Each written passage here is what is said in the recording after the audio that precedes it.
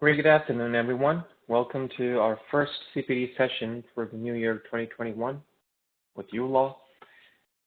The topic for today's webinar is Disbursements Demystified, and this particular webinar has been accredited for 1 hour of professionalism CPD credits in the provinces of Ontario, New Brunswick, and British Columbia. So I welcome you to log this particular session for 1 hour of CPD credits, professionalism CPD credits in your respective Law Society websites. The topic, again, is Disbursements Demystified. Okay.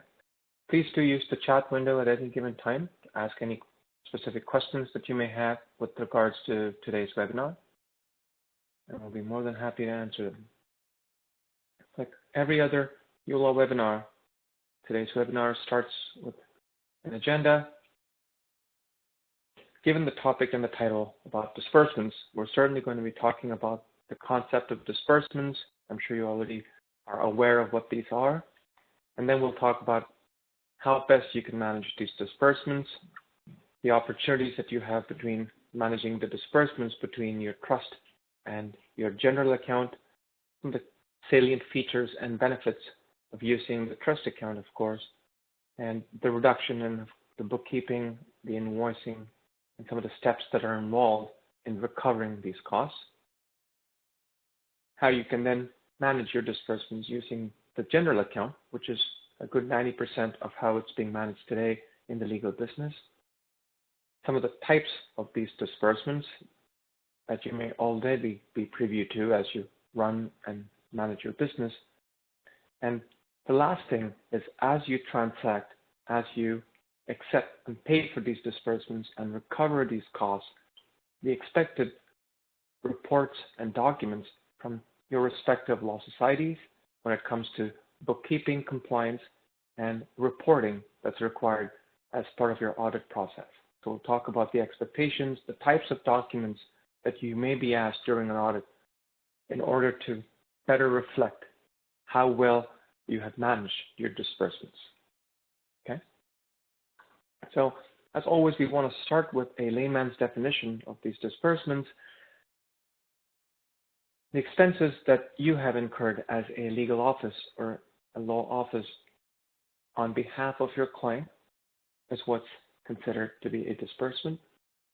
Now, at uLaw, we want to be a little bit more specific. We believe these are expenses that you have incurred for your client for a specific matter on behalf of the client and the client's matter. So we want to further subcategorize that payment of that expense for a specific matter. So kind of make that a little bit more granular. From an accounting perspective, of course, you can appreciate that this transaction, this financial transaction that will enter your books, needs to be balanced. The transaction. Okay, so I understand that there may be an issue with the voice, so I'm going to see if I can switch to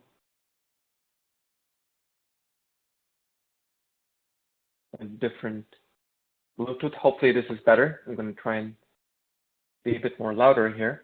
So from an accounting perspective, of course, you are required to manage the books and balance these accounts when you're spending, invoicing, and recovering these expenses.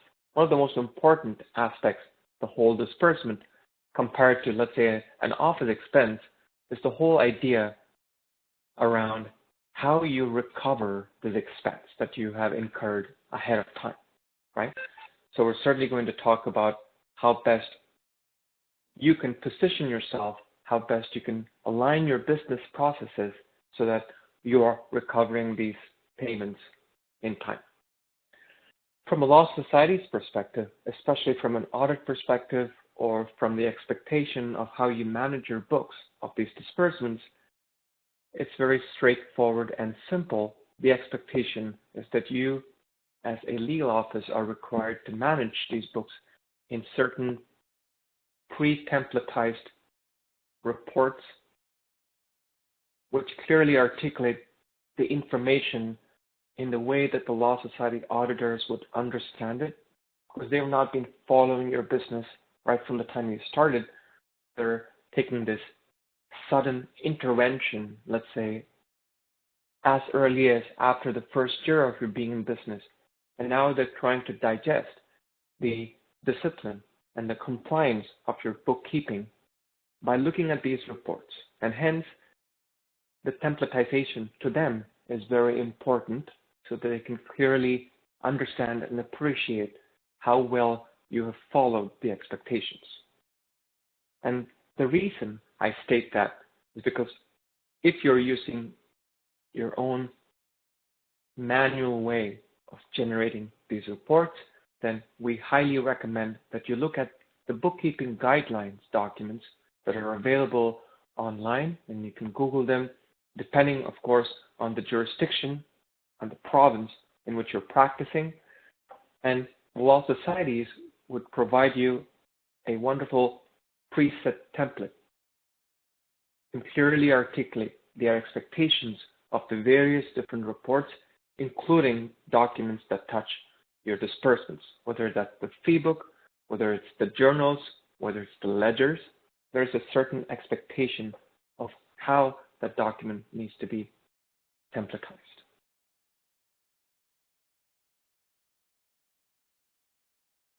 All right, so now that you've hopefully had a fair introduction to the concept of disbursements, and many who have joined us today are probably veterans in managing your business.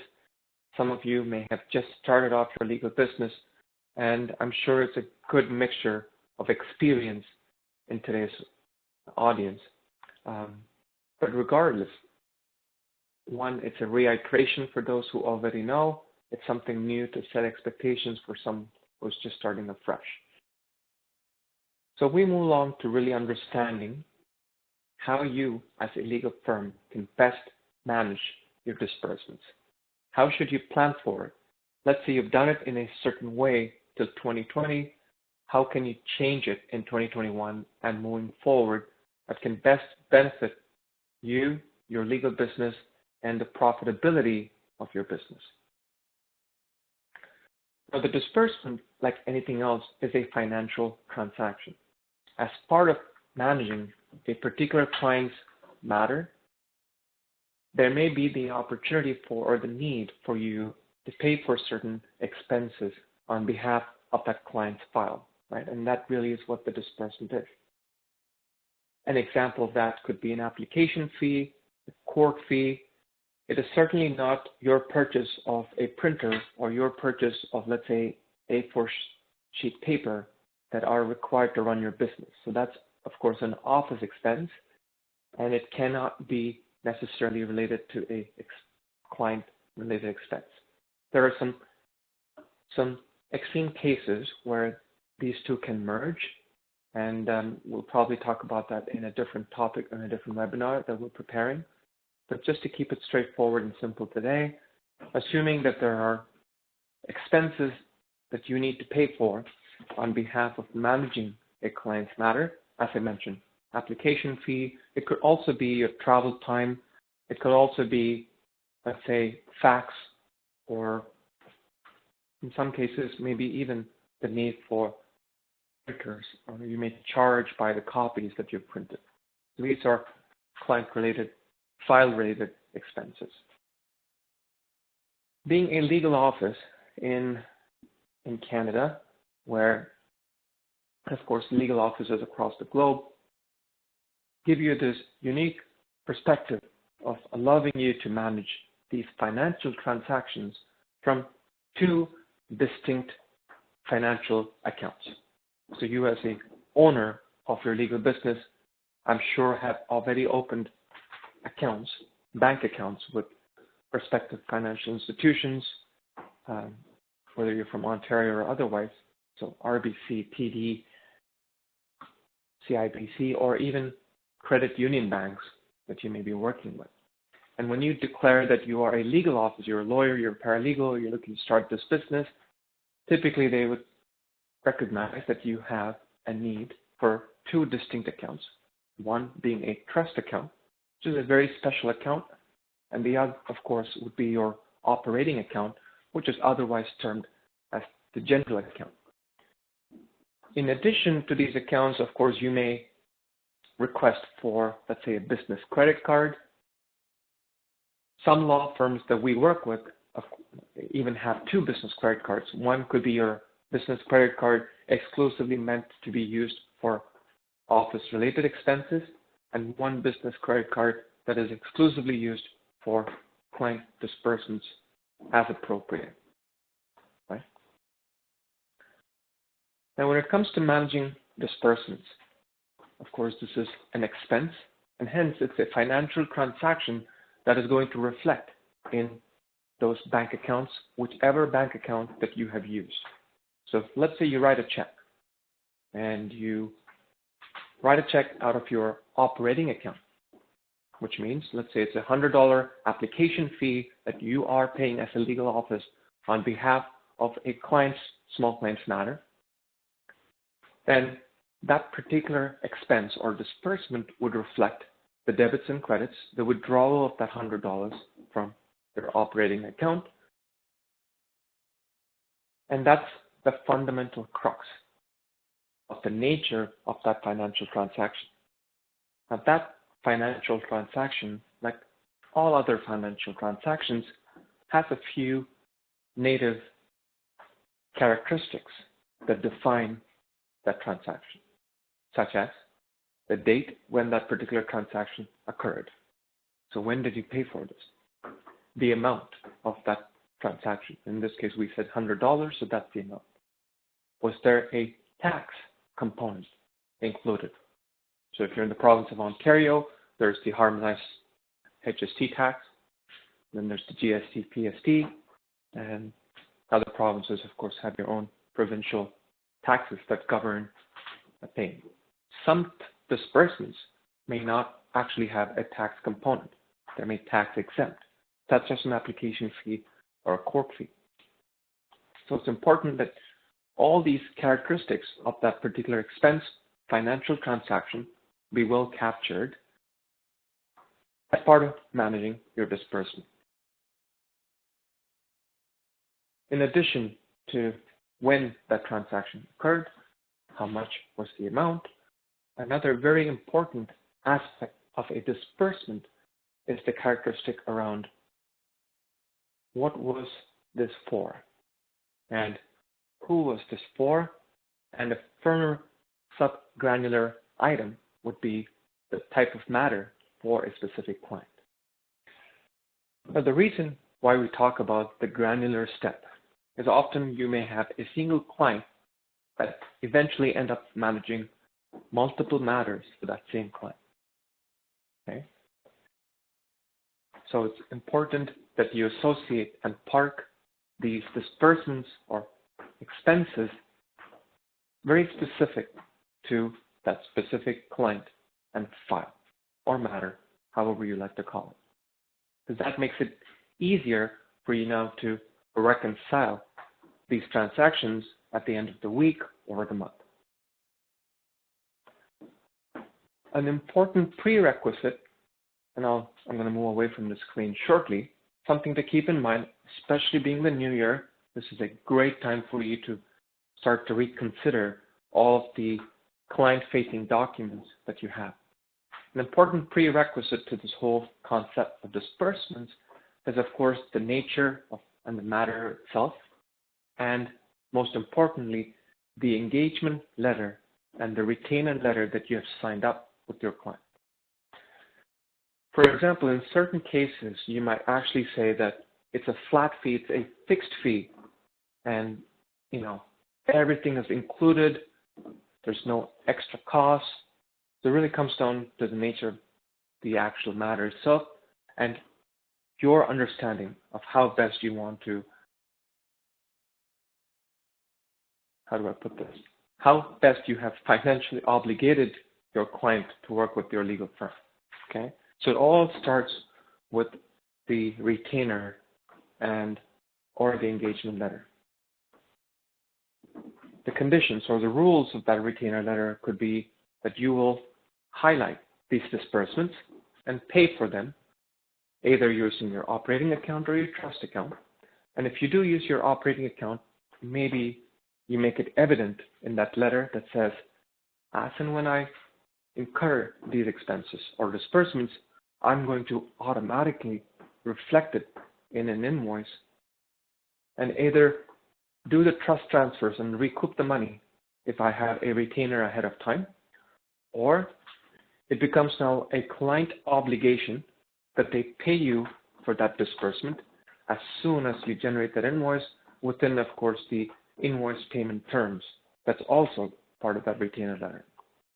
So I do stress upon and emphasize that one is to understand the characteristics of the disbursement and how it's managed, but also to appreciate that the starting point of how best to manage that disbursement for that client's matter comes down to the retainer or engagement letter that you have signed with your client. Now, if you have used the general account, and we're going to jump into the trust very soon after this, but if you have used the general account, certain things to keep in mind is really understanding, as I mentioned, the timing of that invoice, ensuring whether you're recovering payments from a trust, whether you're accepting client payments. And of course, today's day and age, post-COVID, figuring out electronic means and easier ways in which you can recover these expenses fast. Okay? All right. So hopefully, again, I'm trying to set the context for the whole concept of disbursements, and I'm pretty sure it's pretty straightforward so far. Again, at any given time, as I cover these slides and talk about this, if you have any questions or certain things are not clear, please use the chat window to ask either myself or my support staff, and we do our best to answer them. And I originally spoke about, so the next slide talks about how did you spend this money. So when it comes to disbursements, just like office expenses, your legal office is actually paying for these disbursements. Okay, so it's not the case, it's not the classic, or it's not the typical case for a legal office to expect for the client to pay for a disbursement. Often, it is the law office themselves who pay for it. And I mentioned to you earlier the two important types of financial accounts that you may maintain. And again, I stress on the may component, because certain legal firms may stay away from a trust account or may not have a trust account to begin with. And if that is the case, then you only have one account. That is your operating general account. But we certainly continue to make the argument for why you should have the trust account so that you can safeguard your own interest. And this is yet another example of that. Knowing that now, let's say you have these possible two accounts that you can use to transact from. You have the trust account, and then you have the general account. Of course, the trust account being a special account, there are certain special instructions or rules or guidelines that you would need to follow so that you stay in compliance with the expectation from the Law Society of how you manage the incoming and outgoing transactions that touch your trust account. That was a really long English sentence, so I apologize for that. The bottom line is this. If you are using the trust account either to receive money, so if let's say you've got a retainer, that money is going now into your trust account. Pretty straightforward. If it's, let's say, a trust payout, you're refunding that retainer after using whatever you have to use, then the money is leaving the trust account. Very similarly, you as a legal office have this wonderful opportunity to pay for client and file related expenses right out of the trust account if you do choose to and have a trust account to begin with. And what are the benefits of using the trust account? So this is something that you may consider starting the new year, once, of course, appreciating the fact that you've closed the 2020, you've reconciled your books, and hopefully you've filed your year-end statements and all of that, and you're starting afresh. Or if you're just getting started, hopefully this is something for you to think about, food for thought. We talk about keeping it simple when you're paying for disbursements out of your trust account. Many times these disbursements are actuals. Of course, there are the off cases where they're not. The cases where there are the actuals, right? So for example, a court fee. It's not the legal office that determines what that court fee costs. There's a different governing body, and it's the same across clients for a court fee, of course, depending on the matter and all of that. But it's an actual cost. And you as legal office are not looking to make or cannot necessarily make a profit or a loss. So you can't say that court fee is actually $100 governed by the province, but then you would charge $120. So that's not the case.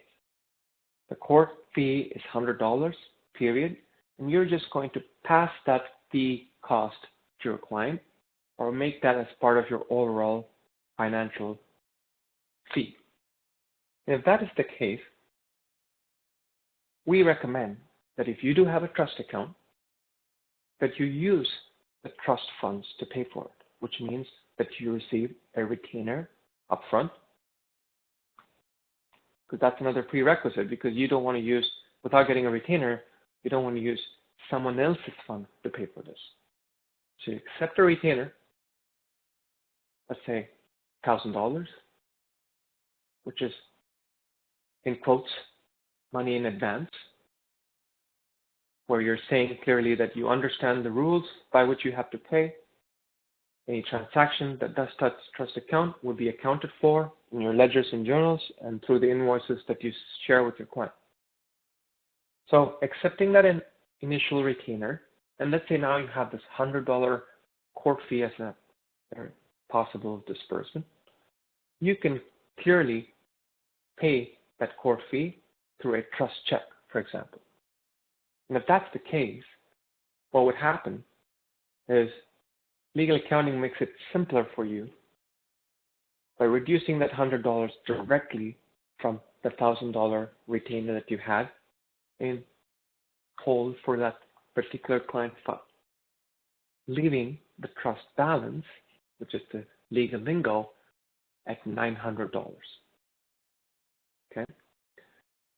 In doing so, one of the most important advantages that you have, especially if you're a legal office that expects multiple such transactions to occur over the course of a month or a year, is the reduced amount of financial bookkeeping that is required to not only reflect these transactions in a law society compliant manner, but more importantly, reduce the amount of bookkeeping steps that are required for you as a legal office to recover that expense that you have paid for on behalf of your client, right?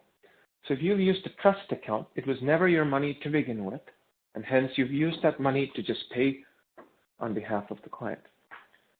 So a bit of planning would help if you're considering using the trust account to pay for your disbursements, which is if you have been in this business for a certain amount of time, or if you've discussed this with other colleagues and friends and have a fair appreciation for the disbursements that may be,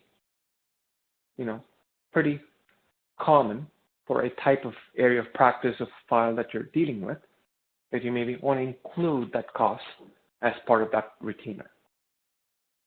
A classic example that I always use simplistically is, let's say your legal fee is $500 in the province of Ontario, and you're doing a small claims matter where you do consider an application fee to be part of it, then $500 plus the taxes, $65, $565, plus $100 that you keep an account for the application fee, and hence, at a minimum, you ask your client for a $665 retainer. By paying for these disbursements right out of your trust account with a retainer already available, reduces your bookkeeping step by the fact that you do not have to generate an invoice, you do not have to do a trust transfer or wait for the client to pay you that $100. Okay? So paying for disbursement right out of the trust account is a recommended step, especially if you're dealing with disbursements that are actuals. Now you have the second option, which is the other financial account that everyone has, which is an operating account. It is the general account. The rules around that is if you're using general account, of course, there could be two directions. You may have a retainer, but you may still choose to use your general account. So let's call that 2A. So step one, or first, number one would be the trust account, number two would be general, and I subdivide these number two into 2A and 2B. 2A is the direction you take where you do have a retainer. So maybe you do have the 565 or 665 in this case, let's say, but you choose not to pay it out of trust. You now decide to pay it out of your general account. There could be many reasons for it. Maybe you're collecting points. It's easier for you to transact it using your general account. It's your comfort zone. But it's important that you keep in mind that you have to recover it. So 2A is the direction you're taking where you've got a retainer, you're paying this $100 now out of your general account. So maybe you wrote a check out of your general account, or maybe it's a debit card, it could be a credit card, whatever is the suitable payment method for that type of a disbursement. You pay that, and because you have a retainer ahead of time, what you do is you reflect that $100 as part of your invoice. So you tell your client, I've got that 665, and as you know, I've just spent this $100 for your application fee on the 8th of January, and I'm going to be recovering that by doing what's called as a trust transfer. So this is a bookkeeping step that you are still required to do because you're not directly paying for that disbursement out of your trust account. And that bookkeeping step is to move the money from the trust account into the general account, and that needs to comply with the actual amount of that disbursement for that file. So the application fee that you've paid for is $100. You cannot randomly move $280 or so from trust to general. That amount needs to clearly reflect the invoice amount that you raised.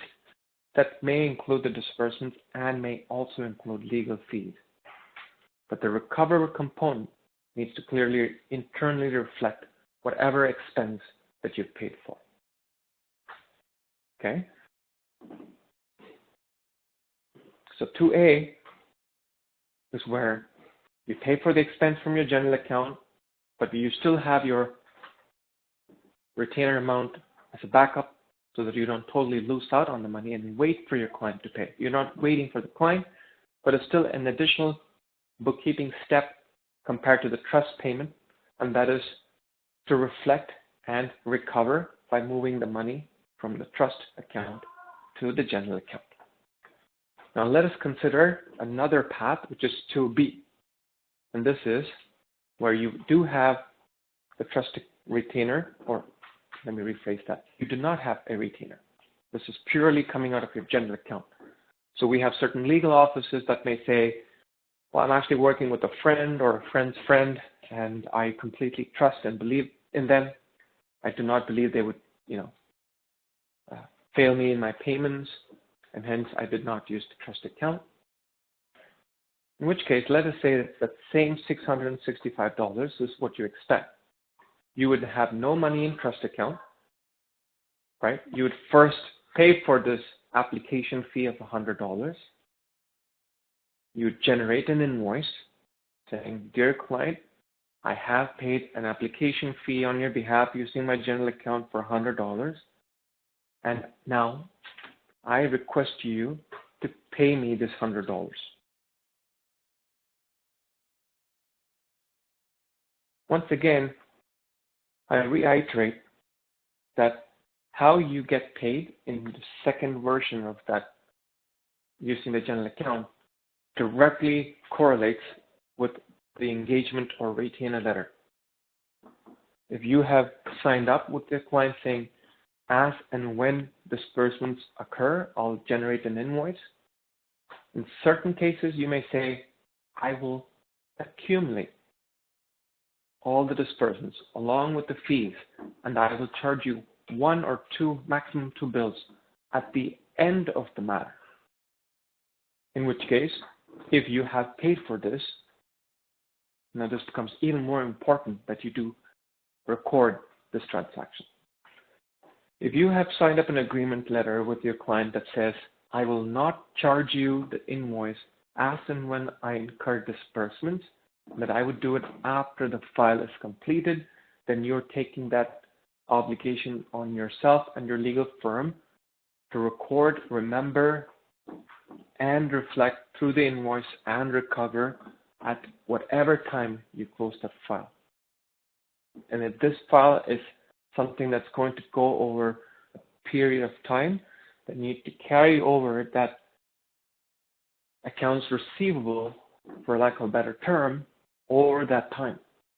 And you need to carry that as part of your reconciliation. You need to carry that as part of your P&L. And most importantly, if there are taxes involved, it gets slightly more complicated. Then you need to carry on the payments that you've made for these taxes till you wait. So long story short, and I'm not looking to confuse you or just overwhelm you, these are some of the fundamental, I would say, truth behind legal accounting and the beauty of the various combinations of situations that may lead to how you manage your funds. Our recommendation, of course, to safeguard your own interest is to either go with direction 1, which is use the trust account to pay for these disbursements, period, with a retainer ahead of time, or at the least accept a retainer. If you still have to pay for these disbursements, you still have a bit of a fallback because you can now move the money from the trust into general. So it's a bit of a bookkeeping, it's a bit of a compliance, but you are in control of it. In 2B, you are not in control of it. We've heard of stories where legal offices would generate an invoice and send it over that may include a lot of disbursements and expenses that you've incurred. And after a period of time, the client might come back and say, we're not willing to pay you for it because we've never accepted to this, and then there's back and forth. You have to adjust it. There's then follow-ups, etc. A bit of extra work before you can recover that money. I apologize that I did spend quite a bit of time in going out of the way to explain this, but this is some of the pragmatic aspects that we have helped clients deal with, and hence I'm, of course, very passionate about how I explain the importance of keeping these 2 options open. I'm not going to spend much time here. I've already shared this in my previous slide. When do you recover the disbursement comes down to the type of matter and what you've agreed upon in your engagement or retainer letter. Okay? You want to be very, very prudent that whatever you agreed upon in your engagement letter is what you follow through with in your invoice cycle. So if you agreed that you're going to charge them an invoice at the end of the matter, and you kind of get desperate to immediately send an invoice day 2, that's going to reflect badly on the professional aspect of your business, right?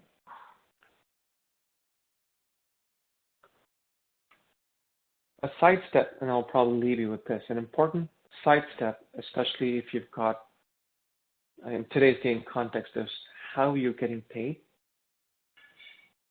I'm sure you can appreciate that financial institutions today give you the flexibility of accepting electronic payments, even through credit card, for your trust accounts. So I'm sure many of you are already aware of that. So it's not the old school way of waiting for a trust check to clear. You can actually take that initial retainer from your client through a credit card payment, and your financial institution can help facilitate that. Someone like uLaw also allows you to utilize third-party payment gateways. Other legal accounting softwares will probably do that as well. So you do have a lot of options to consider electronic payment methods, both for trust and your operating general accounts.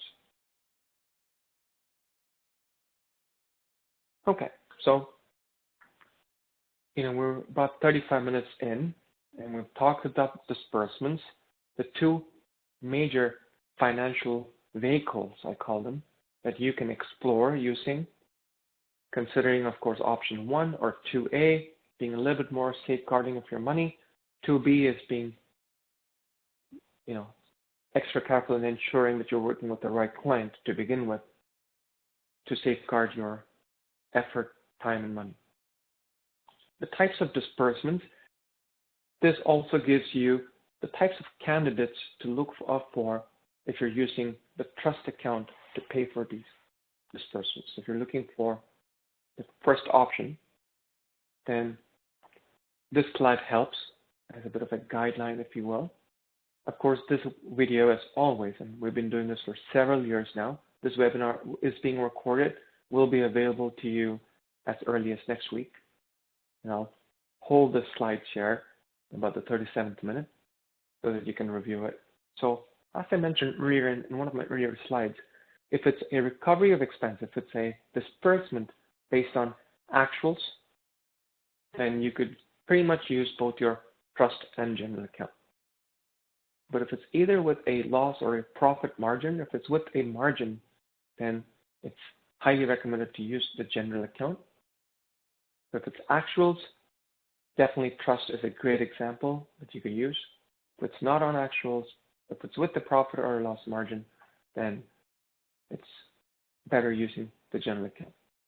If it's billable, then of course both trust and general are good candidates.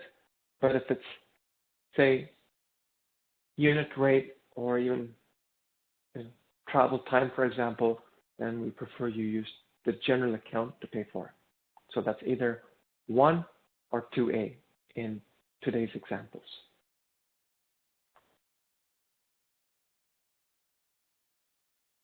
Okay. So we now move on to that interesting aspect of after this then what. So you've done all the right things.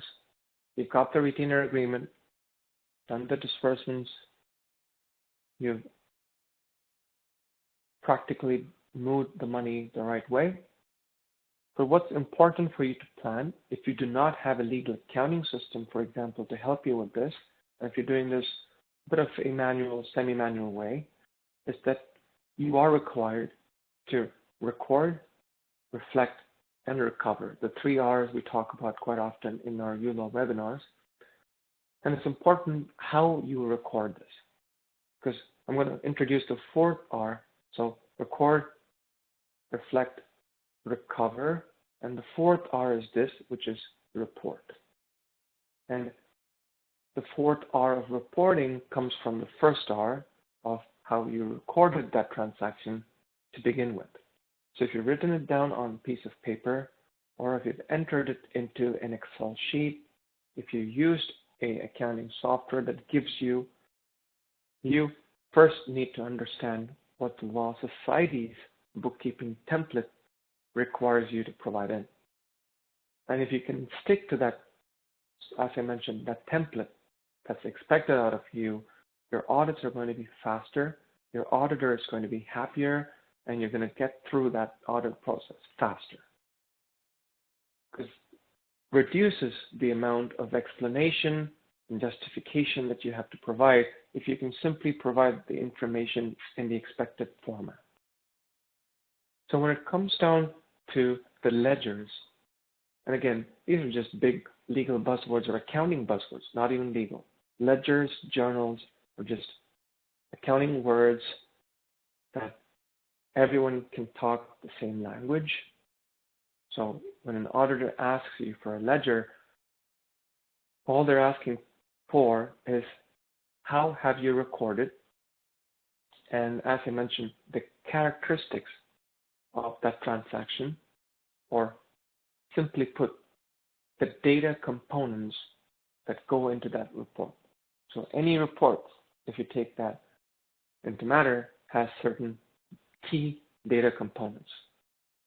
Ledger is one such financial report that has certain key data components.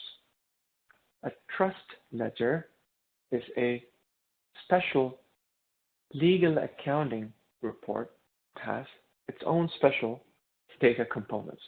That's all you have to remember. So what are those data components? So if we look at a trust ledger, and we've done this in many of the other webinars, but I'll certainly reiterate this, the ledger contains, in a majority scale, about 3 or 4 important columns or data components. One is the date.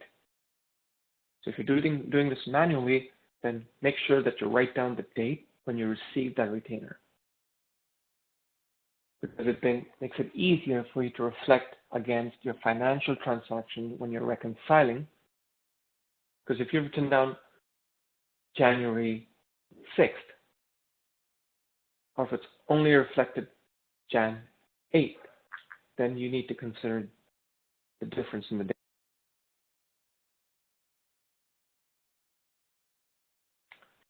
The next data component in that report would be the particulars, the description. So what was that particular disbursement for, or what was that transaction for? So whether it's a retainer, a trust disbursement, whatever it may be. The third component, of course, that's being in style with the bank, which is, did the money come in or did the money leave the trust account? Was it receipt or disbursement? Was it debit, credit? And the fourth or the fifth, if you were to consider it, column or data component within a trust ledger, is the running balance.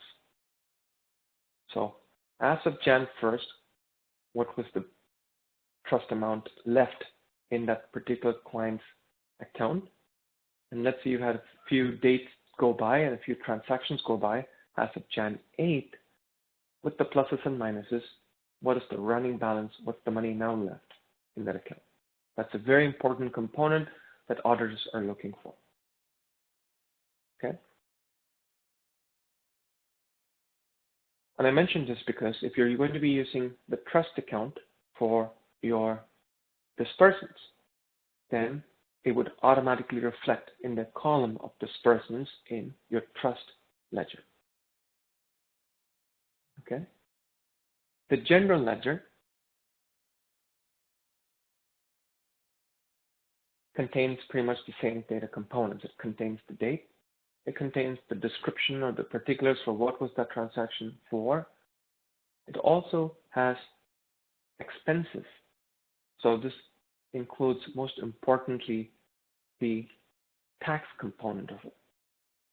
So if you paid $125 or $113 in Ontario, 100 being the actual fee or disbursement and 13 being the taxes you've paid, this is an extra column now that has showed up in your general ledger. And then, of course, you have your running balance in your general ledger as well.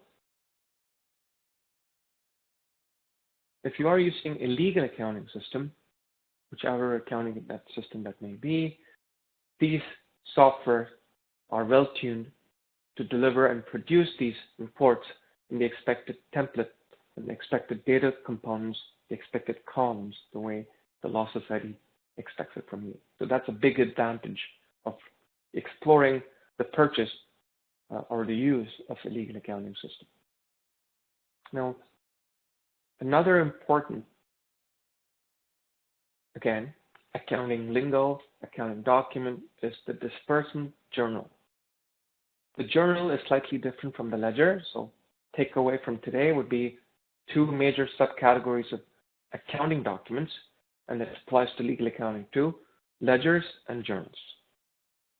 The journals have a little more information than the ledger, slightly different, which is they both have the same date component, but the journal tells you a slightly different story about that financial transaction.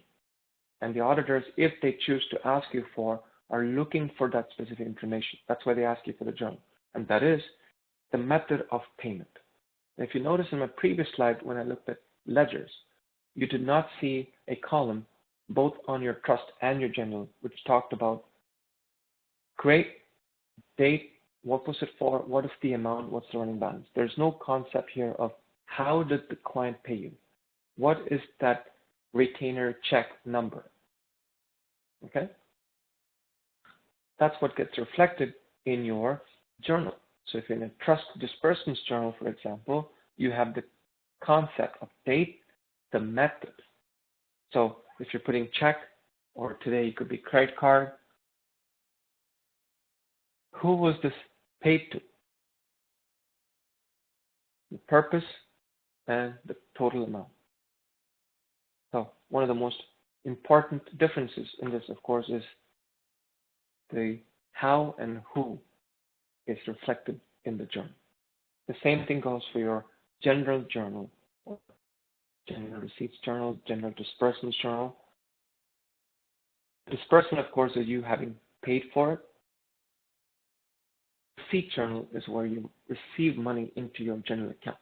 And it's journal of the money coming into your general account. So if you've done a trust transfer, for example, what that means is that you moved money from the trust account, and now you've received that money into your general account. That gets reflected in your receipts journal, or the journal that reflects all the incoming money. So if you look at this, you've got a transfer from trust for an invoice that you generated $565 to a trust check. So you wrote yourself a check, moved the money from the trust account into this general room. So you've got the ledger, trust and general, got the journal, trust and general. So right now you've got 4 to 5 documents that require you to be producing as you record these transactions. And the last document that I'll leave you with, and I think bored you enough with these documents, is the fee book. Believe it or not, the recoverable expense is reflected in your invoice, and it's actually part of your revenue. It's part of that fee, right? And the fee book is a document that clearly records all the fees, these are legal fees, of course, and the disbursements that have been part of an invoice, okay?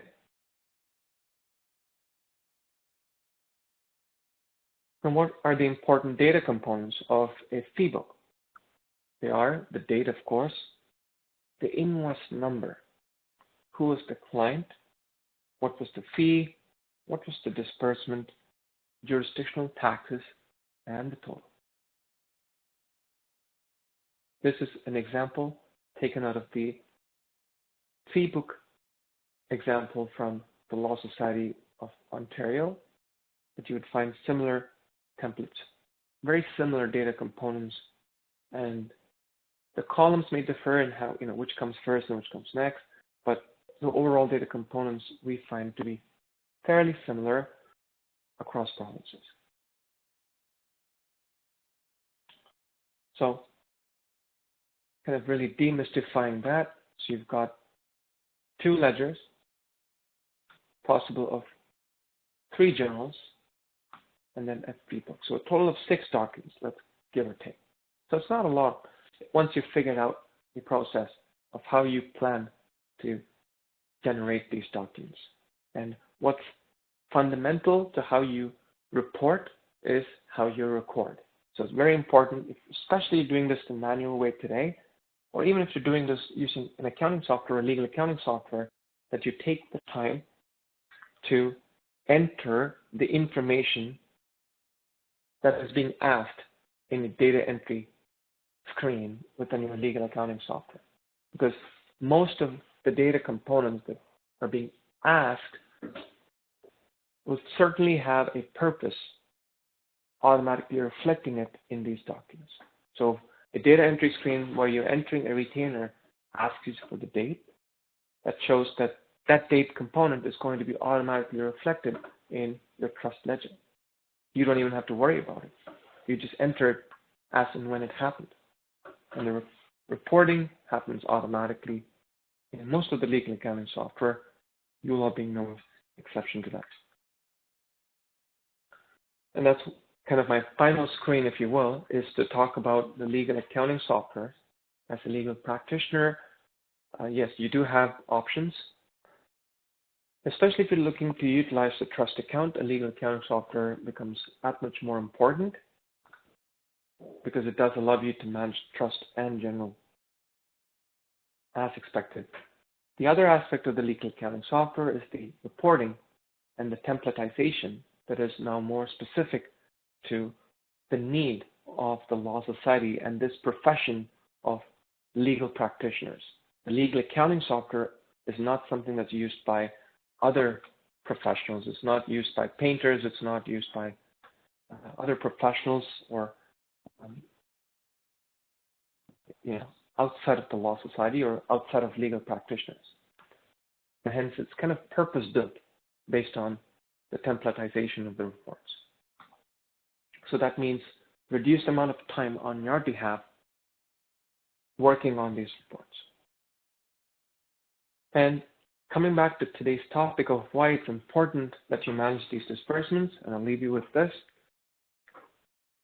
Often what we've found, if the disbursements are not properly managed in time, they end up being a headache. They end up being this heavy responsibility in your head that you have to deal with. And often it's something because of the nature of the financial transactions and the nature of the component of it being a financial transaction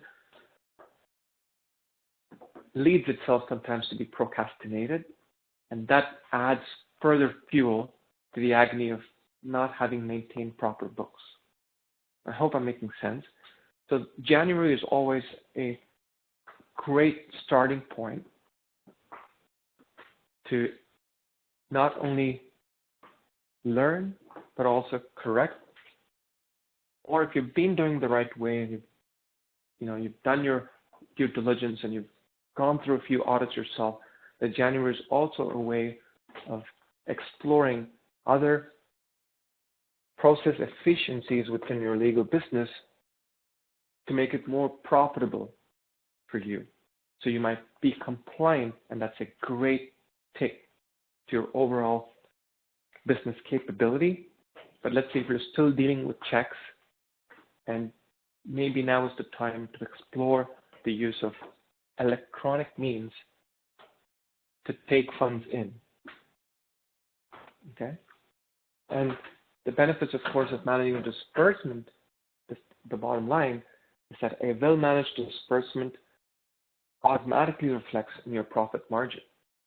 Right? So if you've paid for, especially if you're taking the route 2B, if you remember what that was, which is there's no retainer, you're all by yourself, you've paid for all these expenses ahead of time, and now you're waiting.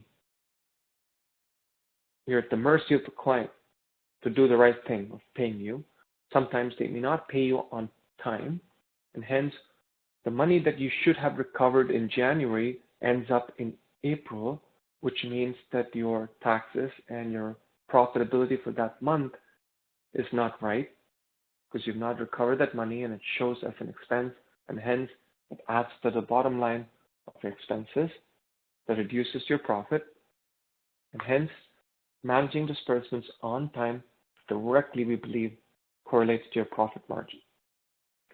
And if you have not been able to recover it, and if you've not used a trust vehicle, then of course you have the risk of not recovering that, which means it automatically gets into your expenses as part of your office expenses.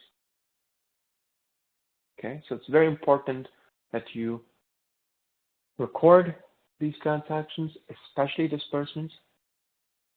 You're able to reflect it in invoices, and depending on the financial vehicle, you recover that payment either through trust transfers or by paying it directly out of trust, or of course, wait for the client to pay you and reflect it right away as a payment received, so that the fourth R that reports all these in a nice storybook is automatically available to you while you use a legal accounting system.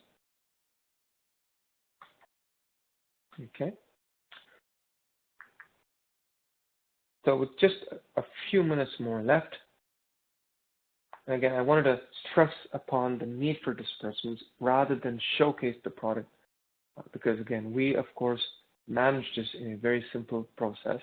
I'll be more than happy to demonstrate specific capabilities of uLaw, but this is kind of what we do as a business. That's why we're passionate about you following hopefully some best practices to bring that into your business as well. So I've got this simple use case of a client. I've just taken the liberty of adding Mr. Ty Winklevoss from the social network. I'm sure you've heard this name. I've changed the name a little bit, but yeah, one of the twin brothers. And let's say we've got a matter, and this is just part and parcel of you dealing with clients and client files, right, on a day-to-day basis. So legal accounting software allows you to just capture the moment in the actual workflow of it, and the documentation happens behind the scene. So let's say you've got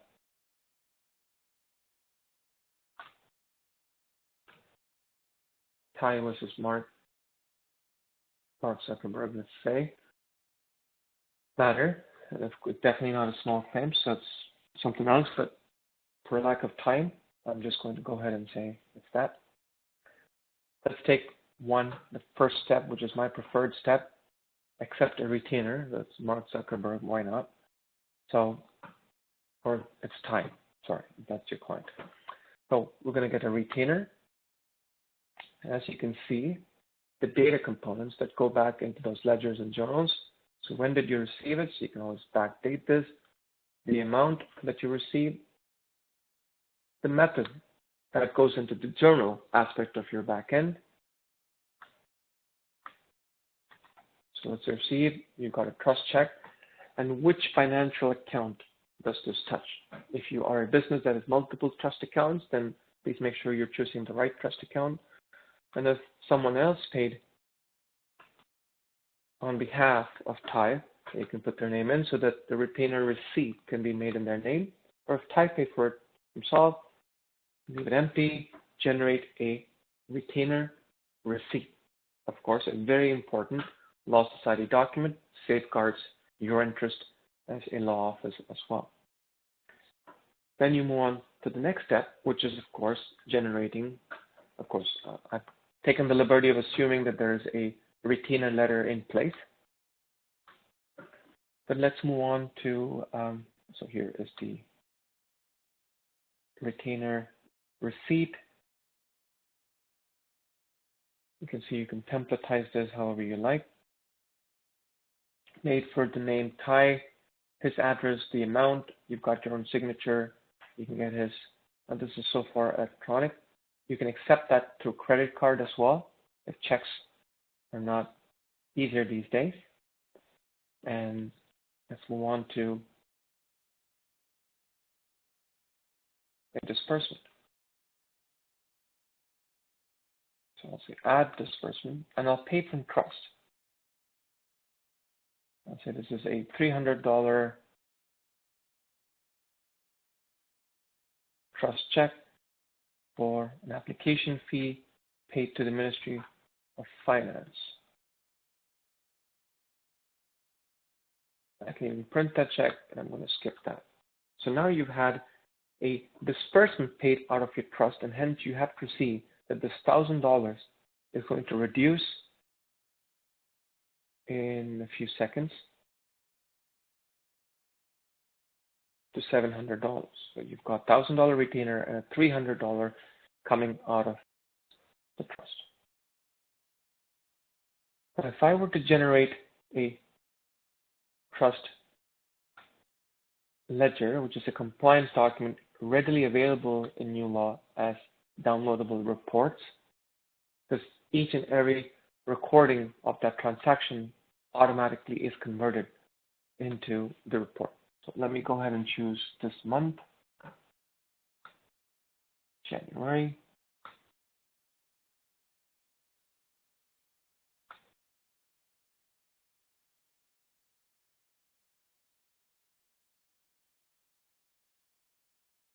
You can automatically see that this trust ledger reflects the date, the particulars. So there's a retainer from Thai. This was a receipt. So the big difference in this and what's expected is the columns, the way they're spread. But we thought, the first column to show where the credit is easier. So you've got the $1,000 deposit, the $300 payment coming right out of the trust account, leaving a running balance of $700. So that's the remaining trust balance that you're working out of.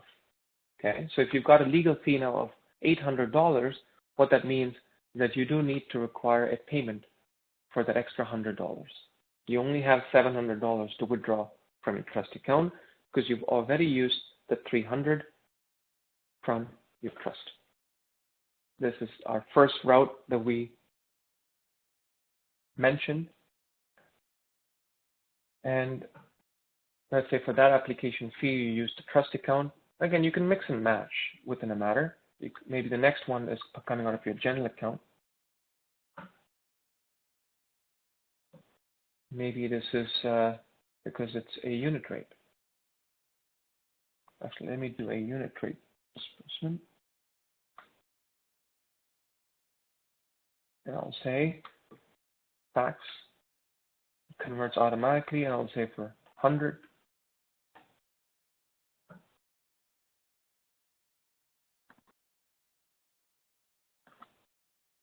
Now, this is the aspect of 2A, which is you already have a retainer, but now you're paying for that disbursement out of your general account, which means that you do have to recover that or reflect it first in the invoice. And hence, you see the invoice pending show up.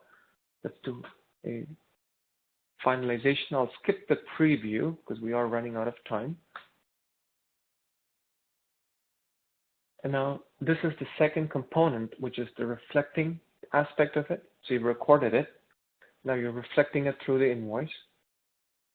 And because you've got the retainer of $700 still left, you can move the 113, which was the disbursement that you have paid for, move that money through what's called as the eligible trust transfer. So you've got the pending eligible trust transfer of $113.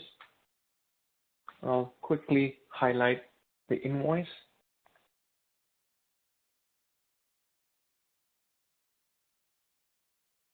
You've got the $13 and also has a running bill of $700 in your trust account, saying potentially if I were to move the 113, that's what's now left in trust. Let's do that. Let's do the pending trust transfer. This is that additional bookkeeping step that I mentioned that you would have to do if you took the route 2A. I'll choose the 113, and you can see you cannot move whatever random number that you want. And this is keeping you trust compliant. And let's say you're doing electronic fund transfer, and I'm in the province of Ontario, moving it from a trust to general account. Then there's also a Form 9A to fill out.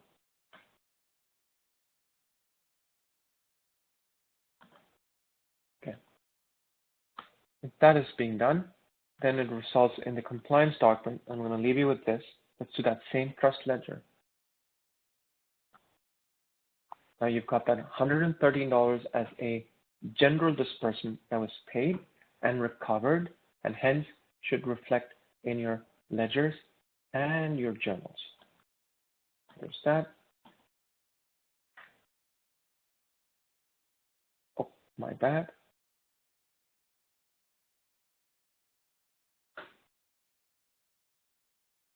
If you look at the trust ledger, slightly different. You've got $113 as a trust transfer leaving the trust account, leaving the balance at $587. You look at the general account, you should see that $113 coming in to your general account, reflecting the receipt or the deposit to that general account automatically. In the meantime, let me also generate the General Disbursement Journal, which is another important document that we looked at. Here's the general ledger. You can clearly see the accounted for the taxes here of 100 plus the $13. And here is your client general disbursement. Sorry, it was a receipt.